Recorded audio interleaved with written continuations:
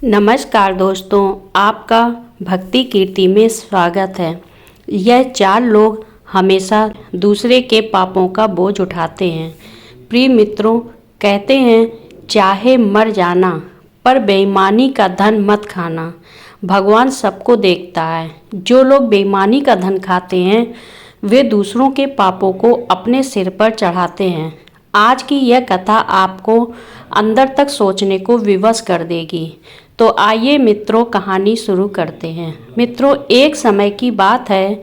गांव मदनपुर में अंगद और अभय नाम के दो घनिष्ठ मित्र रहते थे। उनकी मित्रता इतनी गहरी थी कि पूरे गांव में उनकी दोस्ती की मिसाल दी जाती थी। अंगद गांव में ही मेहनत मजदूरी करके अपनी आजीविका चलाता था, जबकि अभय अक्सर अपने काम के सिलसिले में गांव से बाहर जाया करता था।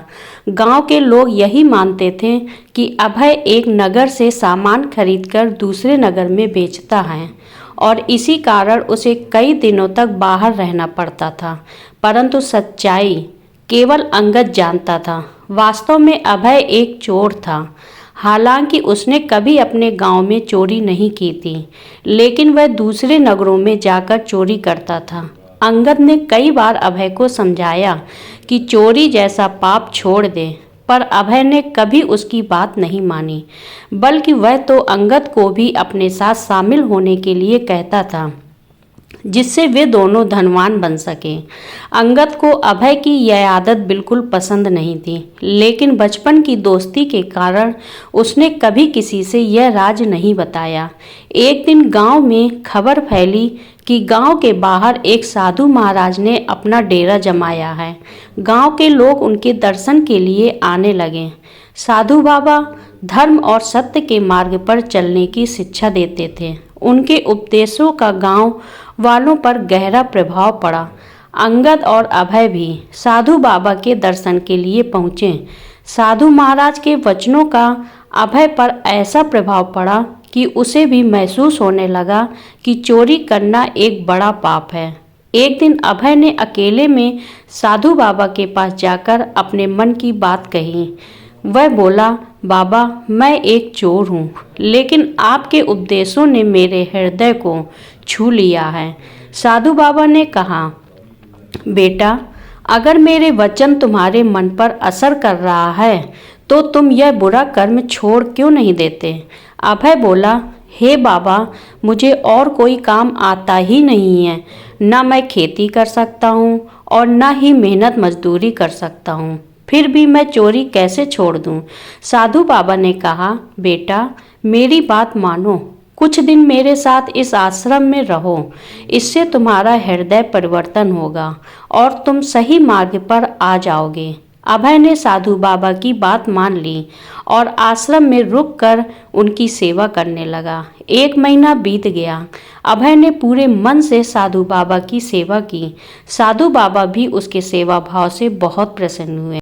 एक दिन साधु बाबा ने कहा, अभय, अब मेरे जाने का समय आ गया है। साधुओं का एक स्थान पर ठहराव नहीं होता है, लेकिन मैं तुम्हारी श्रद्धा और सेवा से बहुत प्रसन्न हूँ, इसलिए तुम मुझसे कुछ भी मांग सकते हो। अभय बोला, बाबा, मैंने सुना है कि आपके पास एक ऐसी सिद्धियां हैं जिससे पशु पक्षियों की भाषा समझी जा सकती है। यदि आप मुझे कुछ देना चाहते हैं तो कृपा करके मुझे भी यह सिद्धि प्रदान करें। साधु बाबा मुस्कुराए और बोले, ठीक है, आज से तुम पशु पक्षियों की भाषा समझने में सक्षम हो जाओगे। यह कहकर साधु बाबा ने अभय के सिर पर आशीर्वाद स्वरूप हाथ रखा। अभय बोला, बाबा, मैं आपसे एक और विनती करना चाहता हूँ। साधु बाबा ने कहा, बोलो बेटा, क्या इच्छा है? अभय बोला, बाबा, मैं आपके कहे अनुसार चोरी का काम छोड़ दूंगा, लेकिन मेरे जीवन यापन का क्या होगा? इसलिए मैं चाहता हूँ कि आप मुझे साल में एक बार चोरी करने की अनुमति दें। मैं केवल दीपावली के दिन एक बार चोरी करूंगा और उसके बाद कभी चोरी नहीं करूंगा। साधु बाबा मुस्कुराए और बोले, ठीक है बेटा, परंतु मेरी एक बात याद रखना, इस सिद्धि का उपयोग ईमानदारी से करना। यदि तुमने इसे गलत मार्ग पर चलने के लिए प्रयोग किया तो यह तुम्हारे विनाश का कारण बन जाएगी। साधु बाबा ने यह आशीर्वाद दिया और फिर दूसरे गांव की ओर प्रस्थान कर गए। अभय साधु बाबा के साथ रहकर पूरी तरह बदल चुका था। उसका स्वभाव अब शांत और संयमित हो गया था। इसके इस बदलाव को देखकर उसका मित्र अंगद भी बहुत प्रसन्न था। अब अभय ने पूरी तरह चोरी करना छोड़ दिया था, जैसा कि उसने साधु बाबा को वचन दिया था कि वह वर्ष में केवल एक बार दीपावली के दिन ही चोरी करेगा। अंगद की एक बहन थी, अमीषा, जो अब विवाह योग्य हो चुकी थी। उसका विवाह तय हो चुका था और 10 दिन बाद शुभ तिथि निर्धारित थी। लेकिन अंगद, जो मेहनत मजदूरी करके अपनी आजीविका चलाता था, उसके पास इतना धन नहीं था कि वह अपनी बहन का विवाह भव्य रूप से कर सके। उसे चिंता सताने लगी कि बारातियों के स्वागत और भोजन का इंतजाम कैसे करेगा। वह सहायता के लिए अपने कई रिश्तेदारों के पास गया, लेकिन किसी ने उसकी मदद नहीं की। सब ने कोई न कोई बहाना बनाकर उसे टाल दिया। जब उसे कोई और रास्ता नहीं सूझा तो वह अपने मित्र अभय के पास सहायता मांगने गया। उसने कहा, अभय, अब तो तुम ही मेरी सहायता कर सकते हो। तुम जानते हो कि मेरी बहन अमीषा की शादी तय हो चुकी है और 10 दिन बाद बारात आने वाली है। मेरे पास इतना धन नहीं है कि मैं बारातियों के स्वागत और खाने पीने का प्रबंध कर सकूं। मैंने सभी रिश्तेदारों से मदद मांगी, लेकिन सबने मना कर दिया। अब तुम ही कुछ करो और मेरे लिए धन का इंतजाम कर दो। मैं तुम्हारे पैसे कुछ महीने में लौटा दूंगा। अभय ने उत्तर दिया, दोस्त, मैं तुम्हारी परेशानी समझ सकता हूँ, लेकिन मैं तुम्हारी सहायता कैसे करूँ? तुम तो जानते हो कि मैंने चोरी करना छोड़ दिया है और केवल दीपावली के दिन ही कुछ उठाने का संकल्प लिया है। लेकिन अभी दीपावली आने में कई महीने बाकी हैं। ऐसे में मैं क्या कर सकता हूँ? अंगद बोला, मुझे नहीं पता कि तुम कैसे करोगे, लेकिन मुझे 5 दिनों के अंदर 500 असरफियाँ का इंतजाम चाहिए। अगर ऐसा नहीं हुआ तो मेरी बहन की बारात बिना शादी के वापस लौट जाएगी। अभय ने कहा, ठीक है दोस्त, तुम्हारी बहन मेरी भी बहन के समान है। मैं तुम्हारे लिए धन की व्यवस्था करूंगा। मैं 5 दिनों के लिए जा रहा हूँ। अगर मैं 5 दिन में लौटकर नहीं आया तो तुम मेरा इंतजार मत करना। अंगद बोला, तुम जाओ, मैं ईश्वर से प्रार्थना करूंगा कि तुम जल्दी धन लेकर लौट आओ। अब अभय अपने मित्र की सहायता के लिए चोरी करने का इरादा लेकर यात्रा पर निकल पड़ा। चलते चलते वह एक नदी के पास पहुंचा। उसे नदी पार करनी थी तो वह पानी में उतरा। तभी पीछे से किसी ने पुकारा, मित्र, मेरी प्रतीक्षा करो, मैं भी तुम्हारे साथ चलूंगा। अभय ने पीछे मुड़कर देखा तो वह मंदिर का पुजारी था, जो नदी पार करने के लिए उसकी सहायता मांग रहा था। पुजारी ने अपनी पोटली अभय को थमा दी और अपना एक हाथ उसकी ओर बढ़ा दिया। दोनों नदी पार करने लगे। तभी पीछे से किसी पंछी की आवाज आई। अभय एकदम सतर्क हो गया और उसने ना में सिर हिलाया। वे दोनों आगे बढ़ते रहे। जब वे नदी के बीच में पहुंचे तो फिर से पंछी की आवाज आई। अभय ने एक बार फिर ना में सिर हिलाया। आखिरकार वे दोनों नदी पार कर गए। अभय ने पुजारी को उसकी पोटली लौटाई और अपनी यात्रा पर आगे बढ़ने के लिए चल पड़ा। लेकिन पुजारी जानने को उत्सुक था कि पंछी की आवाज़ सुनकर अभय बार बार ना में सिर क्यों हिला रहा था। पुजारी ने पूछा, मित्र, मुझे एक बात बताओ, जब हम नदी पार कर रहे थे तब किसी पंछी की आवाज़ आ रही थी। जब भी वह आवाज़ आती थी तुम ना में सिर हिला देते। आखिर इसका क्या रहस्य है? अभय बोला, पुजारी जी, इससे आपको क्या लेना देना? आपने तो नदी पार कर ली, मैंने आपकी सहायता कर दी। अब आप अपने रास्ते जाइए और मुझे रास्ते पर जाने दीजिए। लेकिन पुजारी वहाँ से गया नहीं।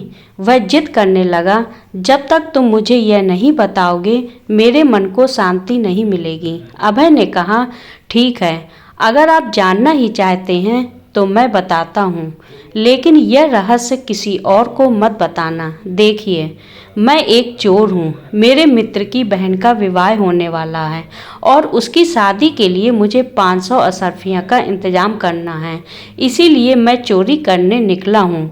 जब हम दोनों नदी में चलने लगे थे, तब पंछी ने मुझसे कहा था कि आपकी पोटली में सोना रखा है और मैं उसे चुरा सकता हूँ, लेकिन मैंने सिर हिलाकर मना कर दिया, क्योंकि आपने मुझे मित्र कहकर पुकारा था और सहायता के लिए हाथ बढ़ाया था। मित्रता का धर्म निभाना मेरा कर्तव्य है। अपने मित्र का सम्मान और निष्ठा में कैसे भुला सकता हूँ, क्योंकि इस समय मैं भी एक मित्र की सहायता के लिए ही निकला हूँ। अभय की यह बातें सुनकर पुजारी चकित रह गया।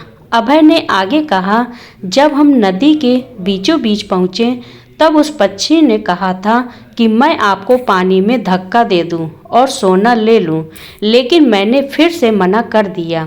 यदि मैं ऐसा करता तो यह अपने मित्र के साथ धोखा होता और मैं कभी ऐसा नहीं कर सकता। अभय की बातें सुनकर पुजारी का मन दुविधा में पड़ गया। वह सोचने लगा कि यह कैसा चोर है जो चोर होते हुए भी धर्म और सच्चाई की बातें कर रहा है। पुजारी ने फिर पूछा, तुम एक चोर होकर इतने अच्छे विचार और धर्म की बातें कैसे कर सकते हो? अभय ने बताया, मैं 1 महीने तक एक साथ साधु महाराज के आश्रम में रहा था। यह सब उन्हीं का प्रभाव है। इसके बाद पुजारी अपने रास्ते पर चला गया, लेकिन वह अभय के नेक विचारों के बारे में सोचता ही रहा। वह सोचता रहा कि आखिर एक चोर होकर भी वह इतना ईमानदार और धर्मपरायण कैसे हो सकता है। जब पुजारी नगर पहुंचा तो वह सीधा राजा के महल में गया। उस दिन राजमहल में ब्राह्मण भोज का आयोजन था और पुजारी भी उसमें सम्मिलित होने आए थे। भोजन के बाद वह राजा से मिला और सोचा कि इस चोर के बारे में राजा को बताना चाहिए, लेकिन यह बात वह राजा को अकेले में बताना चाहता था। राजा ने पुजारी को अलग कक्ष में बुलाया। पुजारी ने सारी कहानी सुनाई कि किस तरह उसे नदी पार कराने के लिए एक चोर की सहायता लेनी पड़ी। वह चोर बहुत ही ईमानदार, धर्मी और ज्ञानी था। राजा ने कहा, चोरी करना एक महापाप है। जिसने ऐसा किया, मैं स्वयं इसकी जांच करूंगा। राजा ने पुजारी से कहा, तुम मुझे उस चोर का पता बताओ। पुजारी ने उत्तर दिया, महाराज, मैं उसका ठिकाना तो नहीं जानता, पर वह इसी नगर की ओर आ रहा था। उसका हुलिया और कपड़ों का रंग मैं आपको बता सकता हूँ। मुझे पूरा विश्वास है कि वह सबसे पहले नगर की सराय में ठहरेगा। इसके बाद पुजारी ने चोर का पूरा हुलिया और वेशभूषा राजा को बता दी। राजा ने मक्की की 2 रोटियां बनवाईं और उन्हें पोटली में रखा। वह साधारण वेश में सराय पहुंचा। आधी रात को राजा ने चोर को पहचान लिया और उससे बातचीत शुरू की। अभय ने पूछा, आप कौन हैं? राजा ने कहा, मैं भी एक चोर हूँ और चोरी की फिराक में हूँ। अभय ने कहा, मैं भी चोर हूँ, क्यों ना हम मिलकर चोरी करें। मैं आधी रात को सामने वाली दुकान में चोरी करने वाला हूँ। राजा ने कहा, मुझे भी 500 असरफियों की ज़रूरत है। हम दोनों मिलकर दुकान का ताला तोड़ते हैं। रात के सन्नाटे में दोनों दुकान की ओर गए। अभय ने ताला तोड़ा, तिजोरी खोली और 500 असरफियाँ अपने लिए निकाली और 500 राजा को दे दी। फिर उसने खाने के लिए बोरियों की ओर देखा। उसने सफ़ेद चीज़ देखकर सोचा कि यह चीनी है। मुट्ठी भरकर उसने मुंह में डाली, लेकिन वह नमक था। उसने तुरंत उसे थूक दिया। फिर उसने साथी से 500 असरफियाँ वापस मांगी। राजा ने मना किया तो अभय ने उसके मुंह पर तमाचा मारा और असरफियाँ छीन ली। उसने अपने हिस्से के 500 असरफियाँ तिजोरी में वापस रख दी और ताला बंद कर दिया। इसके बाद दोनों सराय लौट आए। राजा अभय के पीछे पीछे चलता रहा और उसकी हरकतों को देखकर हैरान था। जब वे दोनों सराय के अंदर पहुँचे तो राजा ने पूछा, भाई, पहले तो तुमने रुपए चुराए और फिर वापस तिजोरी में रख दिए, ऐसा क्यों किया? अभय ने उत्तर दिया, मैं भूखा था और दुकान में कुछ खाने के लिए ढूंढ रहा था, लेकिन गलती से मैंने दुकानदार का नमक खा लिया। जिसका नमक खाया हो उसके साथ विश्वासघात करना धर्म के विरुद्ध है, इसीलिए मैंने रुपए वापस तिजोरी में रख दिए। चोर की बातें सुनकर राजा चकित रह गया। वह सोचने लगा कि यह चोर कैसे धर्म और ज्ञान की बातें कर रहा है। उसे अब पुजारी की बात पर पूरा विश्वास हो गया। इसके बाद राजा ने कहा, अच्छा चलो अब किसी और जगह चोरी करते हैं। यह सुनकर अभय ने राजा को एक तमाचा जड़ दिया और बोला, क्या हम सारी रात चोरियां ही करते रहेंगे? आज के लिए इतना ही, अब कल देखेंगे क्या करना है। राजा ने अपनी पोटली से रोटियां निकाली और अभय को खाने के लिए दी। फिर राजा ने पूछा, अच्छा अब यह बताओ कि अगर कल चोरी करनी है तो तुम मुझे कहाँ मिलोगे? अभय ने कहा, इसी सराय के पीछे मैं रात के समय तुम्हारा इंतजार करूंगा। इसके बाद राजा अपने महल लौट आया, लेकिन उसे रात भर नींद नहीं आई। वह अभय के बारे में ही सोचता रहा कि यह किस प्रकार का रहस्यमय चोर है जो चोरी जैसा काम करता है लेकिन धर्म और सच्चाई की बातें भी करता है। अगली रात राजा साधारण वेश में सराय के पीछे पहुंचा, जहां अभय पहले से उसका इंतजार कर रहा था। राजा ने उसे खाने के लिए रोटियां दी। जब वे दोनों खा पीकर तृप्त हो गए तो राजा ने कहा, चलो भाई, आज रात हम राजा का खजाना लूटते हैं। अभय बोला, भाई वहाँ धन तो बहुत है लेकिन खतरा भी उतना ही है। अगर मुझे राजा के महल और खजाने के बारे में कुछ पता होता तो मैं यह खतरा मोल जरूर लेता। राजा ने कहा, तुम उसकी चिंता मत करो, मुझे राजा के महल और खजाने के सारे रास्ते मालूम हैं। हम आसानी से चोरी कर पाएंगे। चलो चलते हैं। असल में राजा अपने पहरेदार की सतर्कता परखना चाहता था। महल के 3 द्वारों पर पहरेदार थे और चौथे द्वार पर एक कुत्ता बंधा था। जब वे दोनों महल के पास पहुंचे तो देखा कि तीनों पहरेदार और कुत्ता गहरी नींद में थे। राजा ने अभय को महल के सारे रास्ते बताए। अभय खजाने वाले कमरे तक पहुंचा और तिजोरी का ताला तोड़ने लगा। तभी एक पंछी बोला और कुत्ता भौंकने की बजाय कूकू करने लगा। अभय ने राजा से कहा, तुम यहीं बाहर खड़े रहो, मैं अंदर जाकर तिजोरी का ताला तोड़ता हूँ। राजा बाहर खड़ा हो गया और अभय अंदर चला गया। अभय ने तिजोरी का ताला तोड़ा, फिर पंछी ने फिर से आवाज़ दी और कुत्ता एक बार फिर से कूकू बोलने लगा।